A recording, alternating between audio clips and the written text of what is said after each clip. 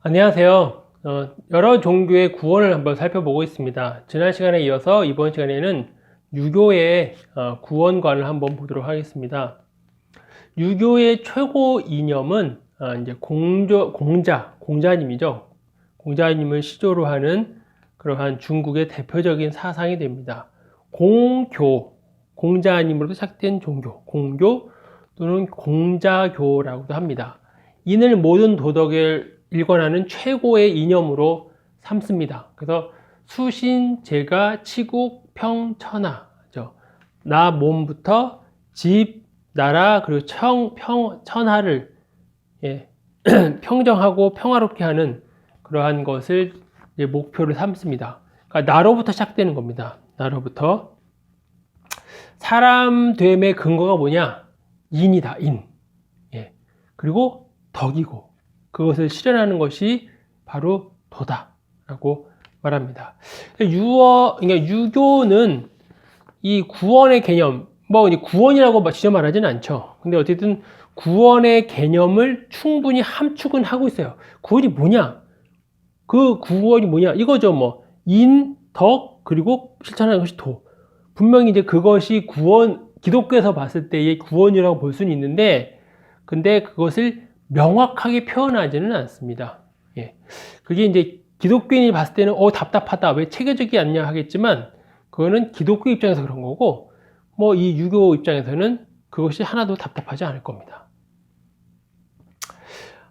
이제 구원을 말하면 죽음 이후를 꼭 얘기하게 되죠. 그러니까 지금 삶에서 구원만을 말하는 것이 아니라 결국은 죽음 이후의 삶을 얘기하는 것이 이제 진짜 구원이다, 참 구원이다라고 말할 수 있습니다. 불교도 죽음 이후의 삶이 어떨 것이냐, 그 수없이 죽고 살고 하는 것에서 벗어나는 것이 결국 득도였으니까 이제 조상 숭배에 기초한 내세관을 이야기합니다. 그리고 이제 그것을 아주 체계적으로 발달시킨 것이 이제 성리학이죠. 조선 시대에 이제 왕조부터 시작된 이 제사가 이제는 점점 넓게 퍼져서 일반 백성한테도 정착하게 됩니다. 사람은 뭘로 구성되어 있느냐? 이 하늘로부터 내려받는 것, 그것이 이고, 기는 혼과 백을 나타냅니다. 이기론이라고 하잖아요. 하늘로부터 내려받는 것, 본성이에요. 바꿀 수 있는 것도 아니고. 기는 혼과 사람한테 혼백이 있다고 하잖아요. 혼이 나갔다, 그런 얘기를 하는데, 사람이 죽었어요. 딱 숨이 멈추면 하늘로부터 내려받았던 이는 원래대로 하늘로 갑니다.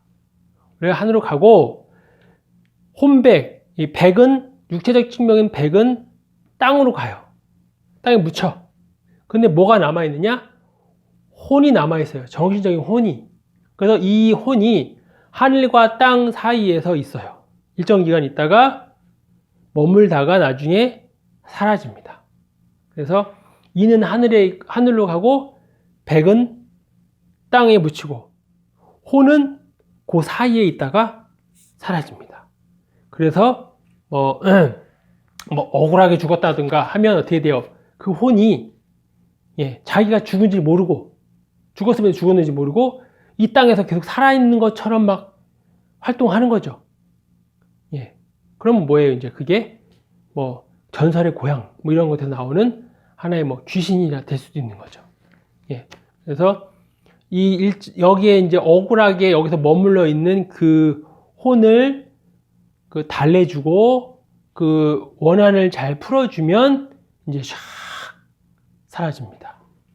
그게 이제 이 유교의 내세관입니다. 그러니까 뭐가 중요해요? 제사가 중요한 거죠. 혼과 백을 섬기거나 모시는 의례가 되겠습니다.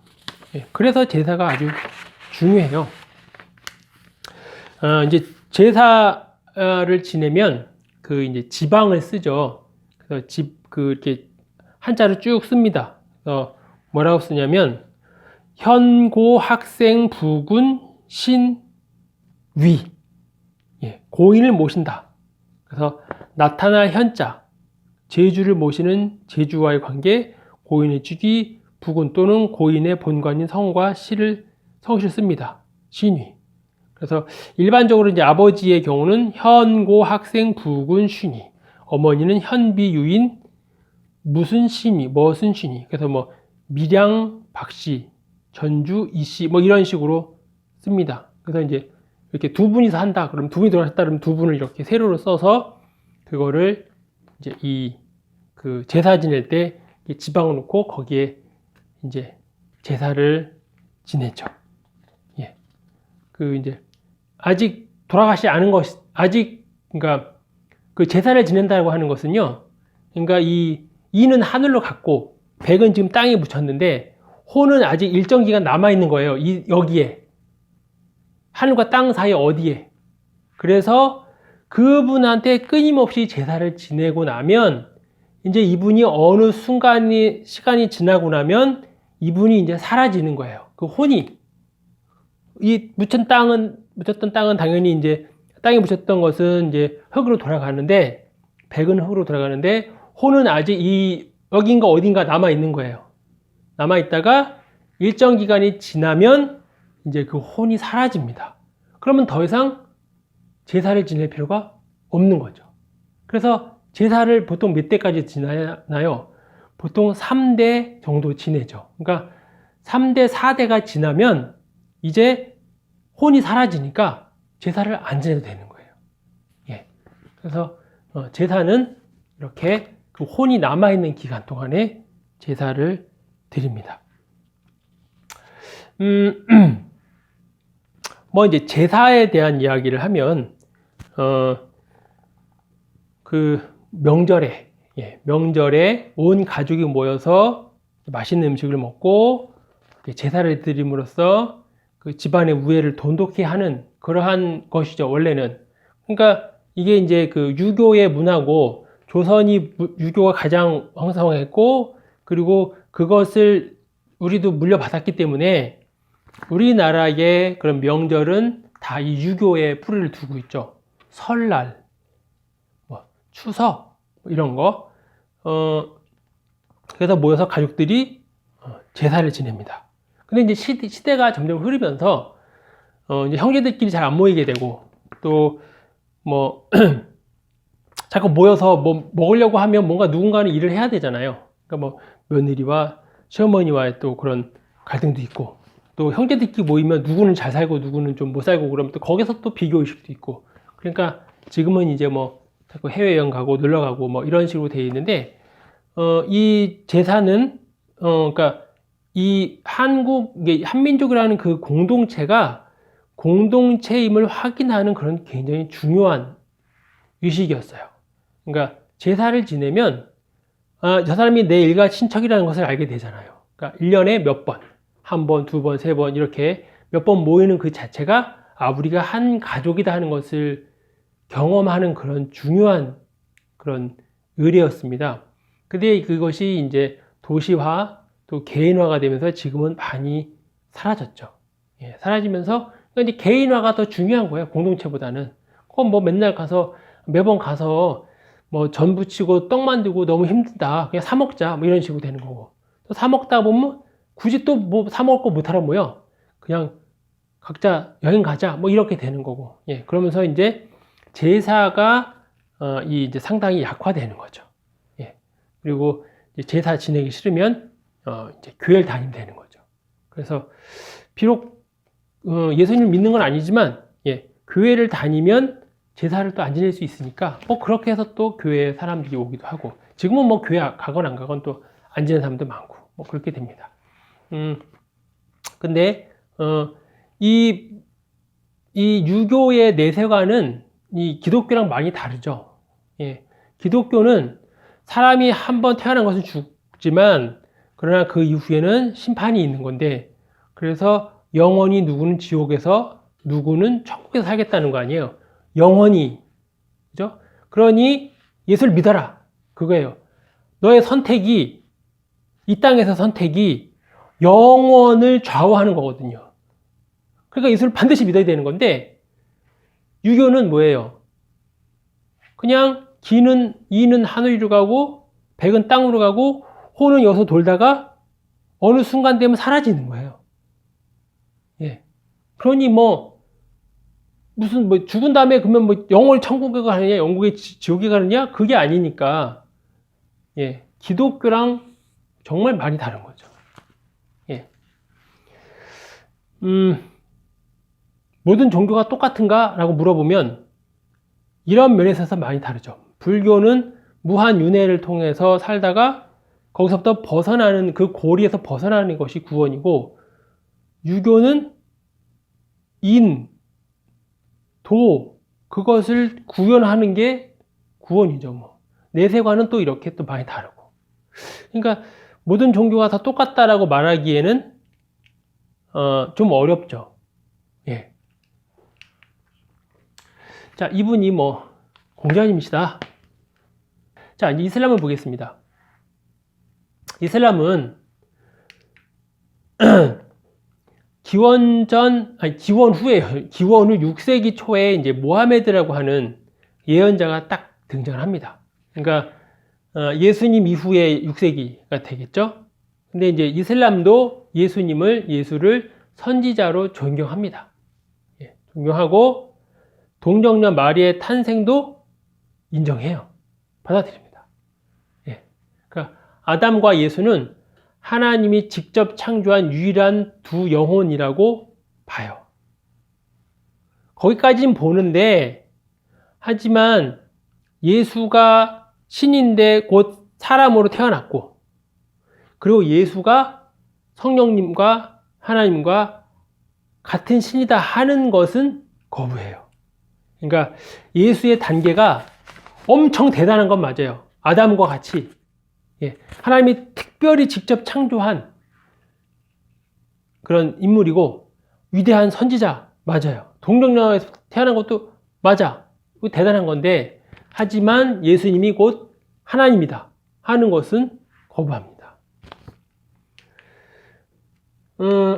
이제 코란은 꾸란이기도 하고 114장으로 구성되어 있습니다. 분량은 신약 성경의 5분의 4니까 양이 굉장히 적은 거죠. 예. 그 구약 성경이 신약 성경의 한 3배가 되거든요. 그러니까 신구약 전체로 봤을 때는 이 코란은 반도 안 되는 거죠. 반의 반 정도밖에 안 됩니다. 굉장히 작습니다. 그리고 이제 성경은 좀 일정한 주제로 쫙 돼 있어요. 성경은 보면. 그러니까 구약은 하나님이 주인공이고 신약은 예수님이 주인공이고 그리고 스토리가 거의 시간대별로 맞습니다. 그러니까 기록된 시기는 좀 다르더라도 그 주제는 굉장히 관통해요. 예. 그것에 비하면 이 코란은 통일성이 많이 떨어집니다. 많이 떨어져요. 각 장마다 이름은 붙여져 있으나 장과 장 사이에 필연적인 연결 관계가 없어요. 네. 그 중에 달별, 아브라함, 세례요한, 예수, 천국 등의 이름이 장마다 다 붙어 있어요. 그리고 그것에 이 계시 어디서 받았느냐? 예? 그 받은 장소도 기록되어 있습니다.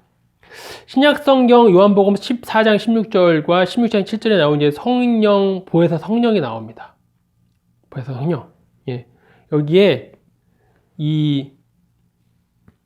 이제 이 그리스어로 성령이 파라클레토스거든요. 이 파라클레토스와 아라비아와 아메드 사이에 신기하게도 이게 유사성이 있어요. 비슷해. 그래서 이 무하마드랑 예수님이 그러잖아요. 내가 가는 것이 너에게 유익이다. 내가 가면 보혜사 성령께서 오실 터인데 보혜사 성령께서 내가 너희들을 가르친 것을 깨닫게 해줄 것이다. 내가 가는 것이 더 너에게 유익하다라고 말씀해 주시잖아요. 그렇기 때문에 그 파라클레토스가 이제 새로 온다는 거 아니에요. 근데 그 새로 온다고 하는 파라클레토스가 이 아메드랑 비슷한 뜻을 갖고 있어요. 비슷한 이 의미를 갖고 있어요. 희한하게. 그래서 그럼 새로 온다고 하면 보혜사 성령이 누구냐? 그가 바로 무함마드예요. 그러니 무함마드가 예언자고 최고의 그런 위치에 있는 그런 인물이다 라고 볼 수 있습니다. 그리고 이제 이 구약 성경도 받아들이거든요. 이 꾸란은 다 있는 건 아니고 몇 가지가 있습니다. 그러면 이제 아브라함이 이제 하나님한테 아들을 받을 것이다라고 했는데 아들이 안 생기니까 그 하갈을 통해서 이스마엘을 낳잖아요. 이스마엘을 낳는데 그러다가 이제 하갈이 쫓겨나죠. 사라한테. 하나님이 거기다 나타나셔서 내가 이 자녀손들에게도 하늘의 별과 같은 자손을 줄 것이다. 그러니까 이제 하갈이 나를 지켜보신 하나님 그러면서 이제 그곳을 부엘라 헤로이 뭐 이렇게 지켜보시는 하나님이시다 이런 뜻으로 해서 거기서 이제 흩어지죠. 흩어지는데 코란에서는 어쨌든 하갈을 통해서 태어난 사람이 이스마엘인데 이스마엘이 첫째잖아요. 장자잖아요. 장자. 이삭이 둘째고. 그러니까 장자가 더 아브라함의 후손인 거죠. 그렇잖아요. 큰아들인데. 이스마엘의 후손이 바로 이 아랍 아닙니까? 그래서 코란에서는 이 첫째 아들 그 이스마엘을 더 중요하게 여깁니다. 그리고 이제 심판의 날은 심판의 날은 인생의 유일한 기회이고 거대한 값진 계기를 이룰 수 있는 것이다 라고 얘기를 합니다. 최후의 심판에 따라 영혼은 천국과 지옥으로 간다. 신의 섭리의 역사가 인간에게는 신비로 남아 있어요. 그렇지만 인간에게 진정한 영적, 도덕적 결단의 책임과 충분한 자율성은 허용합니다. 그래서 이 꾸란에 이렇게 써 있습니다. 죄를 범한 사람은 스스로 그에 합당한 책임을 감당해야 하고 잘못을 범한 사람은 그에 대한 응분의 대가를 치러야 한다. 굉장히 훌륭한 그런 이야기를 합니다. 그리고 태양이 힘을 잃고 별들이 사라지며 요동하며 흔들리게 될 때 또한 바다가 끓어오를 때 그제서야 모든 영혼들은 그날의 이름을 깨달을 것이다 라고 이야기합니다. 좋은 얘기도 많이 있습니다. 그래서 인생은 유일한 기회예요. 유일한 기회고 거대한 값진 그런 계기를 이룰 수 있는 것입니다. 그러니 죽고 난 다음에 천국과 지옥이 어디로 갈 것이냐는 지금 살고 있는 여기에서 결정이 난다. 이제 이슬람에서 말하는 천국은 거기가 이제 그들이 살던 지역이 건조하고 물이 귀한 곳 아니에요. 태양 햇빛 때문에. 그러니까 천국은 그것을 다 불편한 것을 다 해결하는 곳이 됩니다. 그래서 샘물이 있어야 돼요. 물이 있어야 돼요. 당연히. 시원한 그늘, 강물이 흐르는 정원의 정숙한 시녀들, 융단과 보자, 황금장과 풍성한 음식과 음료수가 가득해요. 그러니까 성경에서 말하는 천국과 좀 비슷하죠? 근데 왜 여기 시녀들이 있는지는 잘 모르겠습니다. 그리고 이제 지옥. 타오르는 뜨거운 갑옷과 뜨거운 음료, 철갈기와 바위를 녹여버리는 지옥불이 있습니다. 음료수가 너무 뜨거워. 그러나 타종교에 대해서는 상당히 관대해요. 그래서 쿠란에 보면 이렇게 써 있습니다. 종교적인 어떤 강요도 없도록 하라. 쿠란을 읽어보면, 지금 이제 어떤 극단주의 이슬람 교도들이 있잖아요. 강제 개종을 시킨다거나, 막 무력으로 사람들을 죽인다거나, 그 사람들이 쿠란을 제대로 안 읽어본 게 맞습니다. 쿠란에 이렇게 좋은 얘기도 있습니다. 그리고 이런 이야기도 있습니다.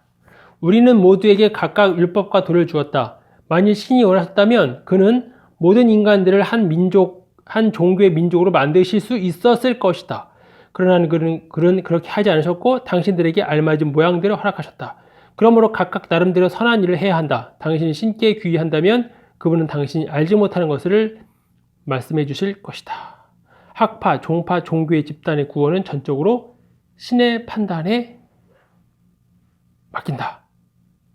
라고 말합니다. 그러니까 이슬람교도는 다른 종교, 다른 교리를 다 포용하는 거죠. 예. 하나님이 다 그 사람들에게 맞게 율법과 도를 주셨어요.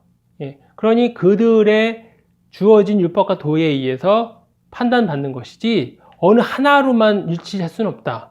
만약에 어느 하나만 일치하는 것이 신에게 이르는 길이었다면 신이 그 하나만 줬을 테니까. 근데 다 다르잖아요. 그죠? 다 다른 걸로 봐서는 신은 다양하게 줬다. 그렇게 말합니다.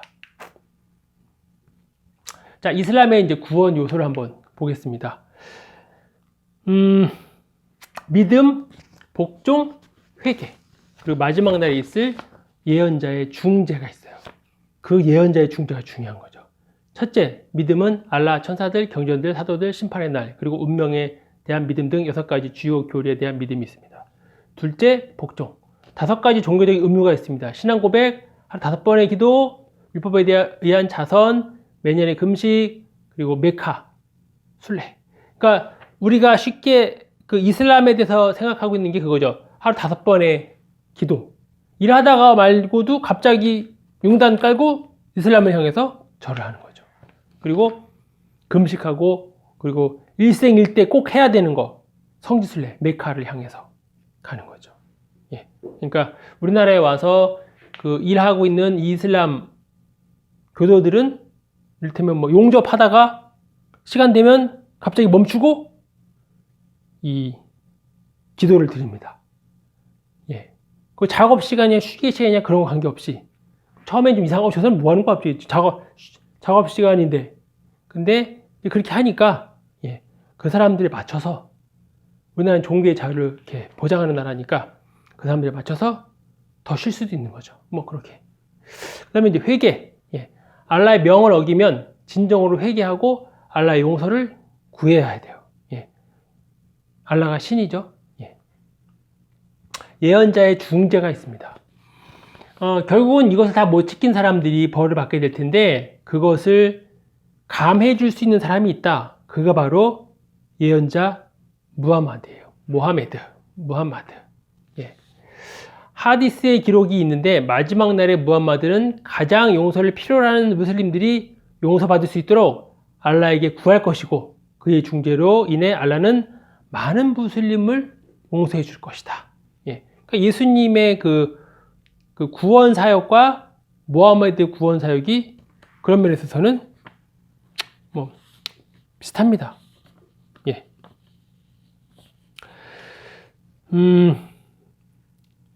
이슬람을 이해하는 데 있어서 또 한 가지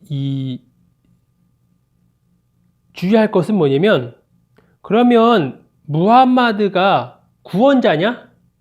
예수님처럼? 메시아냐? 또 그렇지는 않다는 거예요. 예, 물론 그렇게 믿는 사람도 있지만 하지만 중재를 한다는 거지 구원자는 아니라는 거죠. 예, 예수님은 구원자죠. 구원해내는 거. 무함마드는 물론 구원자를 믿는 사람도 있지만 구원자라기보다는 중재자죠. 예, 그런 차이가 좀 있습니다. 어쨌든 이 이슬람 코란에서도 다른 종교를 억압하지 말고 또 이렇게 여러 사람들이 각양각색으로 그렇게 종교와 신념을 갖고 있다. 그 신이 그것을 허락한 것이다. 그런 얘기가 들어있습니다. 그래서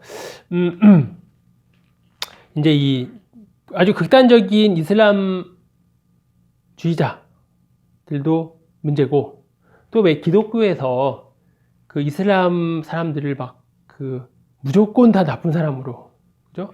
그들이 하는 건 무조건 하여간 다 색안경을 끼고 이렇게 하기도 하는데 물론 그런 사람들도 있습니다. 근데 그 또 이 이슬람 교도를 보면 또 그들도 또 아름답게 살아가는 사람들이 많아요. 만약에 그 사람들이 다 폭력적이고 그 사람들이 다 나쁜 사람이라고 하면 이슬람 교도들끼리 서로 죽이고 죽어서 다 사라졌겠죠, 뭐. 예. 근데 그 사람들 큰 그런 나라 또 그런 공동체를 이루고 또 살아가지 않습니까? 그런 걸 보면 예, 뭐 그 사람들이라고 해서 무슨 뭐 머리에 뿔 나고서 다 서로 죽이고 이런 건 아니죠. 그러니까 그 헐리우드 영화, 미국 영화를 통해서 이슬람에 대한 안 좋은 인식들, 그죠? 그리고 그런 뉴스들, 막 그런 것만 보니까 이런 사람들을 다 이 땅에서 쫓아내야 되고 다 테러리스트다 이러는데 물론 그런 사람들도 있고 실제로 그런 일이 지금도 IS 같은 것에 일어나고는 있죠. 그러나 그 사람보다 훨씬 더 많은 사람들이 평화를 사랑하고 그러한 폭력을 반대하고 있고 또 코란에서도 그렇게 적혀 있습니다. 그러니까 기독교도 나쁜 짓 많이 했죠. 역사적으로 보면 정말 전쟁도 무지 많이 일으키고 사람도 무지 많이 죽였습니다. 그렇게 치면 기독교도 다 쓰러져야 되나요? 뭐 사라져야 되나요? 그건 아니죠. 그러니까 이슬람도 또 그들이 갖고 있는 좋은 점도 매우 많다 하는 것을 우리가 알고 또 그것에 대해서 또 관심 있게 또 지켜보는 것이 좋겠습니다. 이슬람에 대해서 살펴봤습니다. 다음에 또 다음 또 종교를 살펴보도록 하겠습니다. 감사합니다.